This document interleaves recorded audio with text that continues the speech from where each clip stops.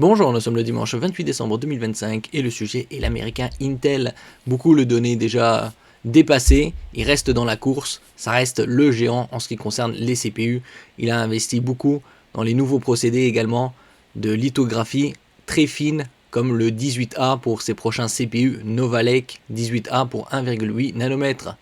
Intel mise sur les ASICs, acronyme pour Application Specific Integrated Circuits, et l'Edge Computing pour son IA, intelligence artificielle. Intel a récemment présenté sa stratégie IA pour les prochaines années en insistant sur le développement de ASICs spécialisés et sur l'Edge Computing plutôt que sur la concurrence directe avec les géants du GPU dans le cloud.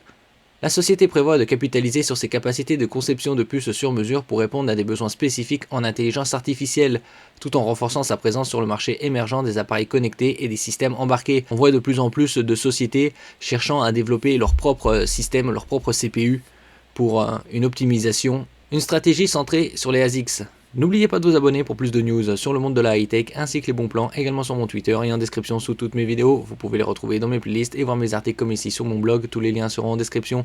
N'oubliez pas de mettre un j'aime, de partager et de cliquer sur les liens en dessous de mes vidéos pour soutenir la chaîne.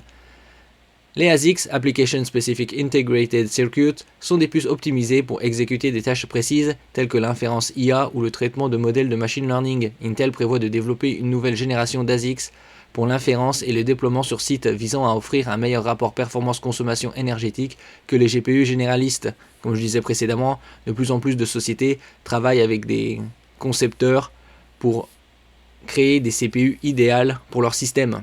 Cette approche permettra de réduire les coûts et la consommation d'énergie pour les entreprises utilisant l'IA dans des contextes spécifiques, notamment les appareils IoT pour Internet of Things, l'Internet des objets, et les systèmes industriels.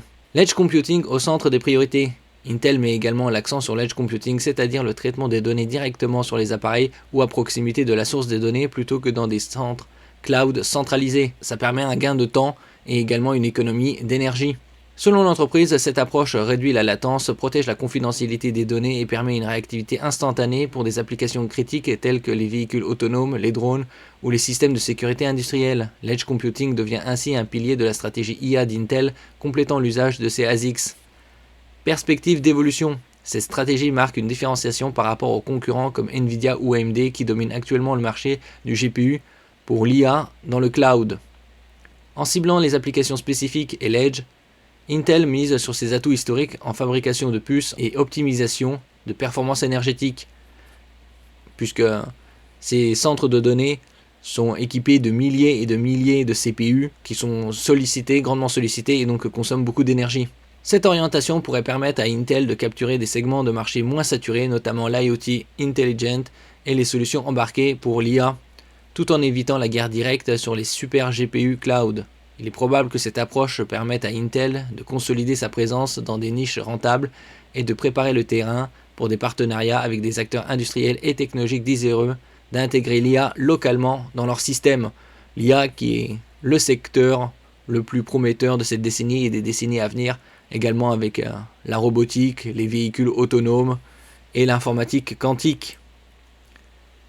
Merci pour votre écoute et à la prochaine.